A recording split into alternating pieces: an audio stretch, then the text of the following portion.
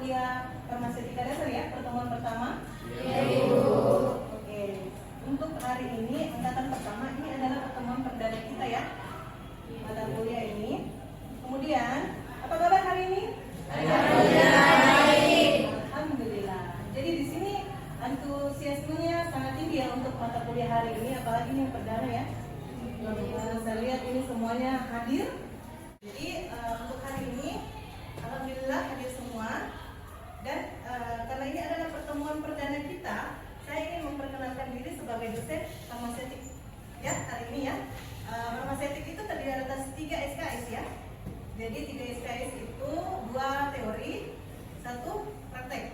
Jadi kami terdiri dari 2 dosen sebagai tim teaching. Jadi untuk pertemuan pertama sampai ke 8 nanti akan saya bawakan sendiri ya. Nanti akan dilanjutkan pertemuan 9 sampai terakhir oleh Ibu Widya ya, apoteker Ibu Widya untuk pertemuan sampai terakhir. Jadi bisa tidak Ketinya mempersiapkan LCD-nya untuk hari ini? Oke, seperti yang saya katakan tadi, saya ingin memperkenalkan diri sedikit ya. Nama saya apoteker Nengmira Acil. Saya berlatar belakang pendidikan apoteker farmasi ya. Memang sesuai bidang saya bawakan nanti mata kuliahnya. Kemudian saya orang Najene ya. Saya status menikah dengan 3 orang anak ya. Mungkin di antara kalian juga pernah tinggal di apotek Medika Farma, dan di mana di sana saya sebagai penanggung jawabnya ya. Semoga kita bisa pembelajaran terima ilmu ya. Kita berdiskusi. Jadi hari ini saya masuk saja langsung ke farmaseutik dasar. Kemudian apa sih manfaat dan tujuan kita belajar farmaseutik? Apa pentingnya farmaseutik dasar dalam dunia farmasi? Ya, sebagaimana kita ketahui, seorang asisten apoteker kalau kalian lulus, kalian akan menjadi asisten apoteker yang tentunya harus mempunyai kompetensi. Jadi salah satu dasar dari kompetensi adalah menguasai farmaseutik. Jadi ada pun tujuannya yaitu untuk meningkatkan keterampilan sebagai seorang farmasis dalam dasar praktek kefarmasian. Kemudian apa manfaatnya? Ada beberapa manfaat di sini, yaitu memahami tentang obat yang sangat penting. Nanti kalian harus kerjakan nanti di dunia kerja ya. Yang pertama untuk keselamatan pasien dan pemilihan terapi yang tepat. Jadi kalian adalah garda terdepan untuk menentukan apakah obat ini aman untuk pasien, karena kalian yang akan menyerahkan. Ya. Kemudian pemilihan terapi yang tepat. Pemilihan terapi yang tepat itu artinya pemilihan apakah obatnya sudah sesuai dengan diagnosa atau penyakit yang diderita. Kemudian ada rasionalisasi penggunaan obat. Rasionalisasi itu artinya sesuai tidak persisnya, sesuai dengan umurnya atau sesuai dengan diagnosa seperti yang pertama. Terus apa peran farmasi dalam kesehatan masyarakat? Yaitu menjaga keselamatan pasien, tentu saja dalam hal pengobatan ya. Kemudian pembuatan dan penyimpanan sediaan serta deteksi efek samping. Jadi seorang farmasis itu juga harus mengetahui bagaimana cara penyimpanan obat yang baik, bagaimana cara pembuatannya sesuai dengan dosis dan formulasinya. Nanti akan dibahas di farmaseutik dasar. Next. Paduan bahan di sini adalah kata tunggal, artinya bisa satu. Terus kemudian ada paduan bahan, bisa campuran bahan-bahannya. Kemudian termasuk produk biologi yang digunakan untuk mempengaruhi atau menyelidiki sistem fisiologi atau keadaan patologi dalam rangka penetapan diagnosis, pencegahan, penyembuhan, pemulihan, peningkatan kesehatan dan kontrasepsi untuk manusia. Jadi kontrasepsi yang kita kenal secara umum namanya KB ya, itu juga termasuk obat. Kemudian ada nanti tidak asing nanti istilah sediaan farmasi, yang kalian akan selalu berkutat dengan kata-kata sediaan farmasi. Jadi sediaan farmasi itu adalah yang mencakup obat. Bahan obat ini, bahan obat adalah bahan baku obat ya, obat tradisional dan kosmetik. Jadi kosmetik juga termasuk obat atau sediaan farmasi. Makanya kalau misalnya insya Allah nanti kalian lulus, kalian bisa jadi owner. Siapa tahu ada pabrik kosmetik kalian ya. Jadi kalian bisa pintar merancik obat karena akan dibekali untuk ilmu-ilmu farmasi yang berbasis alam bisa. Jadi bisa membuat kosmetik aman, kosmetik yang mudah digunakan. Ya, tentu saja itu nanti akan diperiksa, misalnya keamanannya sebelum diedarkan. Ya, akan dibekali seperti itu karena akan ada mata kuliah kosmetologi namanya istilahnya ya. Oke, selanjutnya. Obat.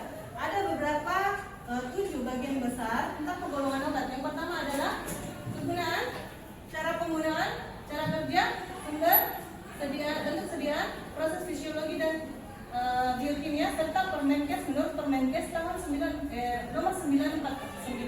tahun 2000. Nah, kita bahas satu-satu. Menurut kegunaan obat ya. Di sini terbagi atas 3. Jadi obat itu ada berapa macam kegunaannya, bukan hanya menyembuhkan saja ya. Dia bisa sebagai terapeutik untuk menyembuhkan. Siapa di sini biasa minum obat apa biasa kalau sakit kepala? Paracetamol, Bodrex. Tahu tidak Bodrex itu adalah isinya paracetamol. Jadi Bodrex, Paramex itu adalah nama paten, tetapi isinya tetap paracetamol. Ya, paracetamol adalah obat generik. Ya, obat generik itu sama dengan nama zat khasiatnya. Sedangkan obat paten adalah nama lain, nama pabrik. Saya nama tadi Cantika, siapa tahu Cantika punya pabrik paracetamol nanti namanya Cantika Mall. Jadi Cantika paracetamol ya. Itu nama pabrik atau nama patennya Cantika Mall tidak. Kemudian sebagai terapeutik bukan hanya menyembuhkan, tetapi dia sebagai profilaktik. Kenapa? Apa maksud dari profilaktik di sini? Yaitu untuk mencegah. Jadi kalau profilaktik itu dia mencegah. Obat apa saja yang biasa diminum untuk mencegah kita sakit? Itu kalau emas sudah sakit. Ada yang lain? Kalau supaya kita daya tahan tubuh kita kuat. Vitamin, multivitamin ya.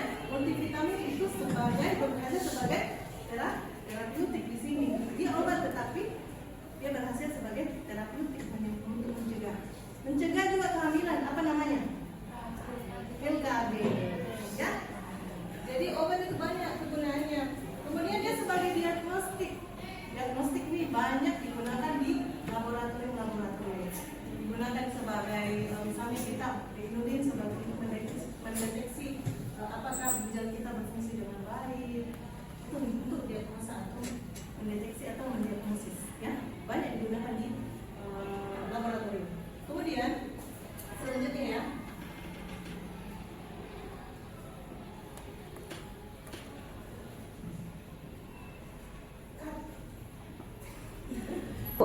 Kemudian nomor 2 itu menurut cara penggunaannya. Jadi obat ini tadi pertama menurut kegunaannya. Jadi yang kedua itu menurut cara penggunaannya. Ada istilah, ini bahasa Latin ya, medicamentum ad usum internum atau pemakaian dalam. Kemudian yang kedua medicamentum ad usum externum, pemakaian luar. Jadi berdasarkan pemakaiannya, obat terdiri atas 2 macam, pemakaian luar dan pemakaian dalam. Ada tidak di sini teman-teman yang bisa menyebutkan contoh obat pemakaian dalam?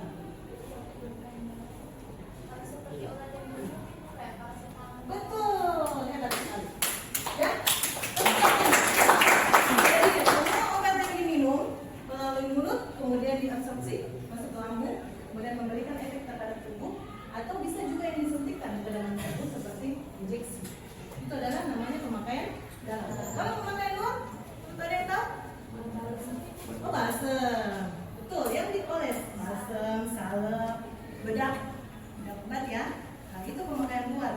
Berarti dia medikamentum langsung eksternum. Ya, belum ngerti di sini ya? Oke, baik. Kita lanjut ke materi selanjutnya. Menurut cara kerja obat, ya, dia ada yang bekerja lokal, ada yang bekerja sistemik. Nah, yang tadi berkaitan dengan bentuknya atau cara penggunaannya, yang mana contoh obat lokal? Salep. Kenapa bisa dikatakan lokal?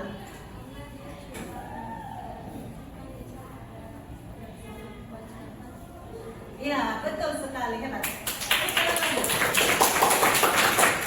Jadi yang bekerja lokal adalah obat yang penyakit yang diberi obat di setempat saja. Misalnya obat salep gatal. Jadi yang dia sembuhkan hanya di situ saja. Obat panu, Ya, jadi kalau diolesi di tangan, pada yang di pantat tidak mungkin juga sembuh. Jadi kalau yang di sini, yang sembuh di sini. Jadi yang kalau sistemik apa? Ada yang contohnya sistemik? Obat yang dirasakan oleh seluruh tubuh. Contohnya? Yang diminum, contohnya tadi obat apa yang cantikmol?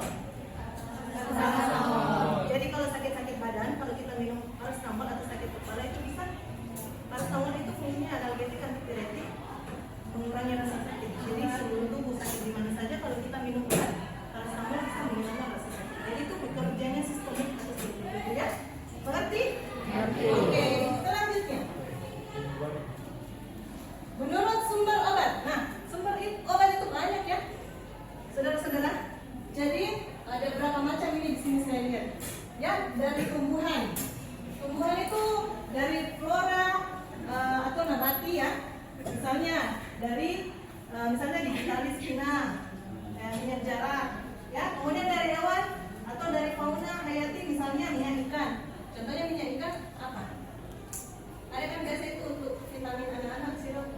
Ya, emotion itu dari minyak ikan. Ya, vitamin itu anak-anak. Terus ada misalnya digunakan pada campuran salad atau krim bisa. Ya, terus sera ini campuran juga. Biasanya obat tua, balsam. Bisa juga sera ya. Kemudian dari mineral, ya, bir kali, garam dapur, parafin, vaselin itu semua bahan-bahan untuk pembuatan salad juga. Kemudian sintesis itu buatan yang dibuat secara laboratorium ya. Laboratorium misalnya camphor sintetis dan vitamin C. Jadi vitamin C itu adalah kecuali vitamin C dari bahan yang ada di jeruk. Tetapi vitamin C yang digunakan dalam hal ini yang di laboratorium adalah sintetis yang dibuat ya, dibuat di laboratorium. Kemudian ada juga sumber obat dari mikroba, fungi. Mikroba, fungi atau fungi itu jamur ya. Nah, misalnya apa? Antibiotik. Siapa yang tahu di sini antibiotik contohnya? Yang membunuh bakteri. Contohnya, ada yang tahu? Tantangan? Alkohol, antiseptik. Di sini antibiotik beda. Ya? Antibiotik pernah minum amoxicillin? Amoxicillin. Nah, itu contoh antibiotik. Antibiotik untuk melawan bakteri. Tapi kalau tidak, antibiotik itu berasal dari mikroba sendiri. Jadi dari mikroba untuk mikroba. Ya, jadi dia melawan sendiri mikrobanya. Kemudian, nah, sampai di sini ada pertanyaan tentang. Oh, silakan. Sebutkan namanya, silakan berdiri. Baik, perkenalkan nama saya Rika. Pertanyaan saya Bu, apakah aman jika kita meracik sendiri obat dari tanaman? Oh iya, bagus pertanyaannya. Nah, jadi saudara Yolita, ini kayaknya mungkin keluarganya suka meracik tanaman obat ya.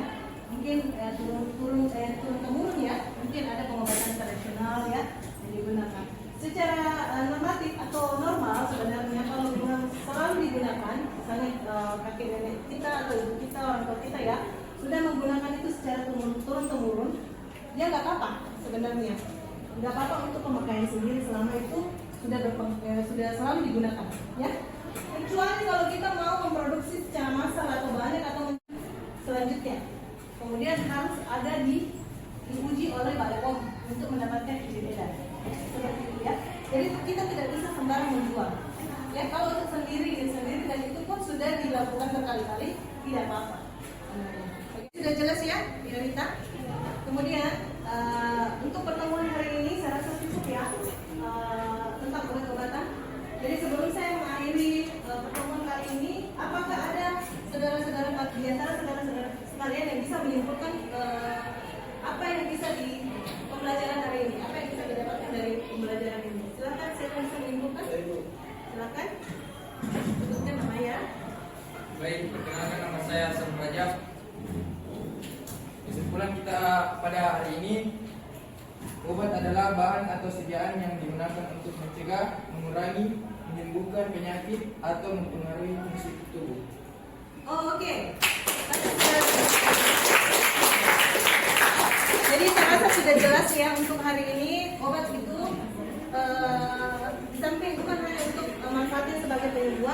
sebagai juga profilaktik, pencegahan dan diagnosa ya.